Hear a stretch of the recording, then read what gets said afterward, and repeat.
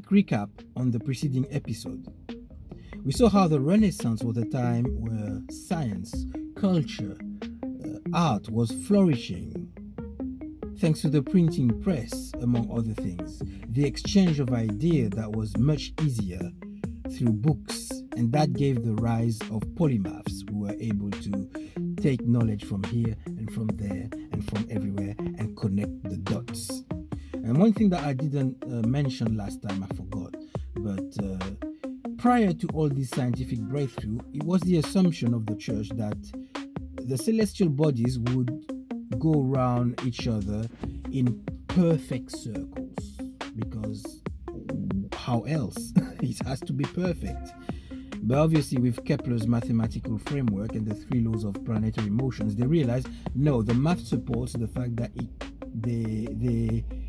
they go around each other in ellipses, not perfect circles. So that's another thing that got the church really wound up. But that's by the by. Now, what are the actual similarities and differences between the Renaissance and the period we're living in right now?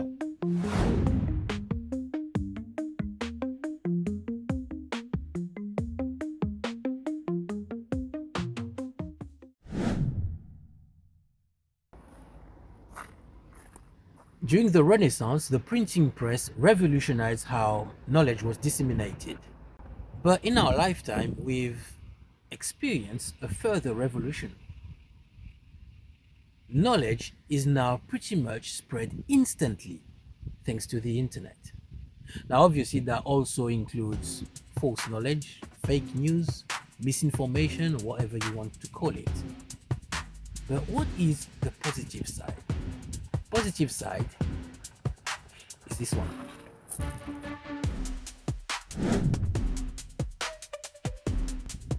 During the Renaissance, and for a long time after that, the exchange of ideas between artists and scientists and historians and all other experts were down to books. So it was a process that was a little lengthy. The internet just cut down the process and made the process so easy, fast and convenient. So now the cross-fertilization of ideas is done in a blink of an eye, really.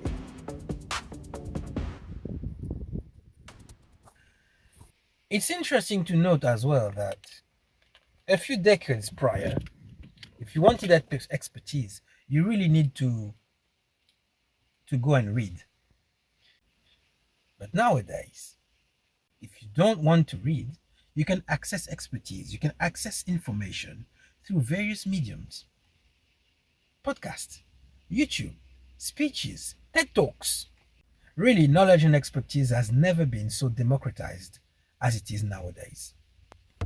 We said last time that the Renaissance benefited from the support of patrons, affluent individuals like the Medicis, who funded artists and intellectuals.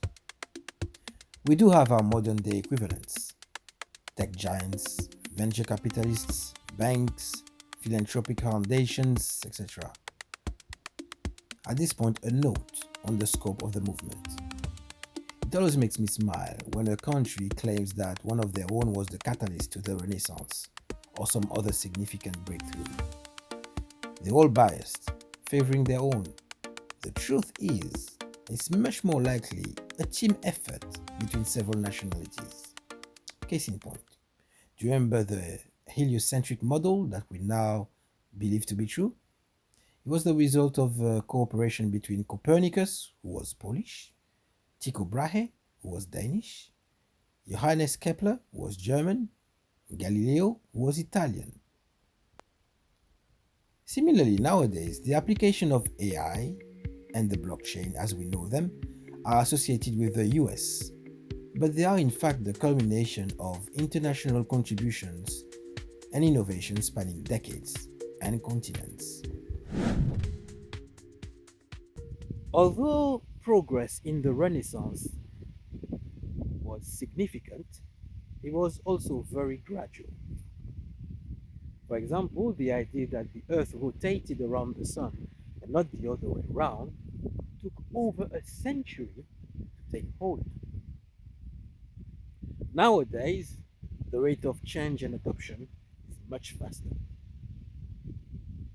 Case in point, remember large language models like ChatGPT?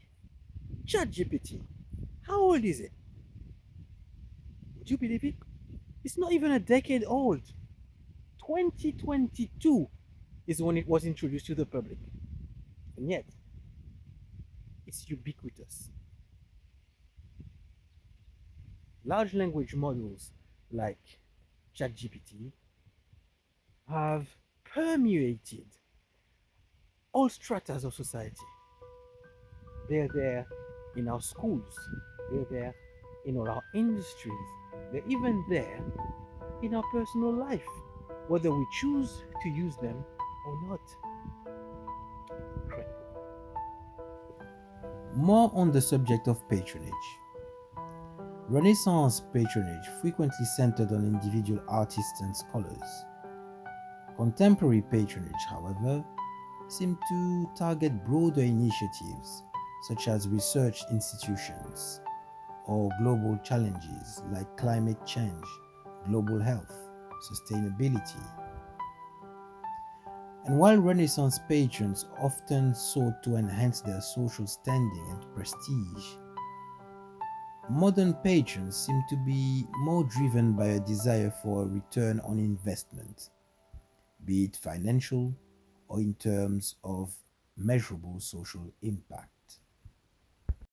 During the Renaissance, the church had considerable power, and it chose to wield it in very complex ways. Sometimes it would be in favor of scientific discovery and artistry, but other times it would actually stand in the way of progress, like in the case of Galileo. Because Galileo promoted an idea that they didn't like, they viewed him as a heretic and helped placing him under arrest until the end of his life. Now, nowadays, the church doesn't have that much power. However, it's been replaced by other institutions. I can think of big tech, big banks, big corporations, and sometimes supra organizations, by which I mean organizations that are operating in the background, that are not elected by the people, but still manage to influence greatly the state of affairs in countries. Now, power has been shared between those various entities, and they're jockeying for influence, and they actually color the narratives that are allowed to be heard and seen in this world. They control the flow of information that we're exposed to. This is perhaps the most significant difference between the Renaissance and the period we're living in. Artificial intelligence. Machines that are capable of performing tasks that typically require human intelligence. This goes beyond simple automation. We reckon soon it will encompass general intelligence. That is, AI system will be able to reason and learn in a manner similar to humans. On top of that, the prospect of superintelligence is looming too. That is to say that AI will at one point surpass human intellect in all aspects. Couple this with advancements in robotics, and we have machines that can not only think, but also interact with the physical world. This presents both exciting opportunities and potential challenges. Now, this is what I find tremendously exciting, is that these developments could potentially lead to a post-work, post-capitalist society where meaning, purpose are the drivers of human activity, not profit and economic necessity. Imagine a society where robots and AIs are dealing with all the routine tasks, the grunt work, the menial things, giving us permission basically to work on ourselves, to work on our communities, cultivate relationships, heal, travel, grow.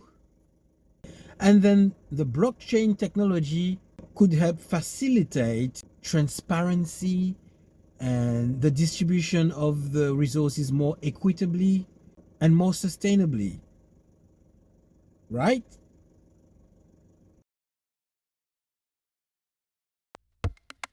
Things are changing rapidly and profoundly.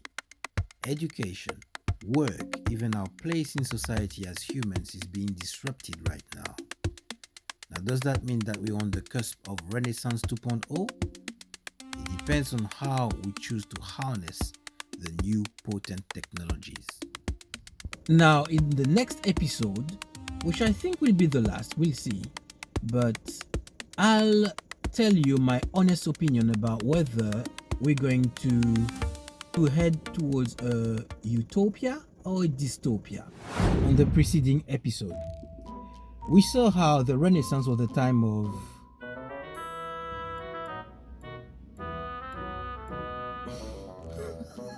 great discovery, flourishing. Make up your mind, brain. Where, all the routine tasks. No, I'm jumping ahead. Sorry.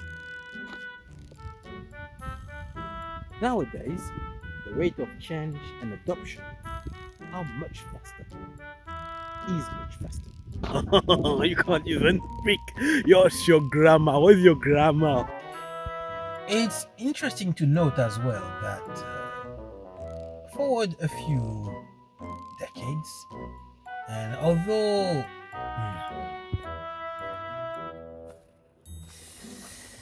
well, in the in the printing press, in the Renaissance press printing, what was that? Quick recap of the following episode. The previous episode.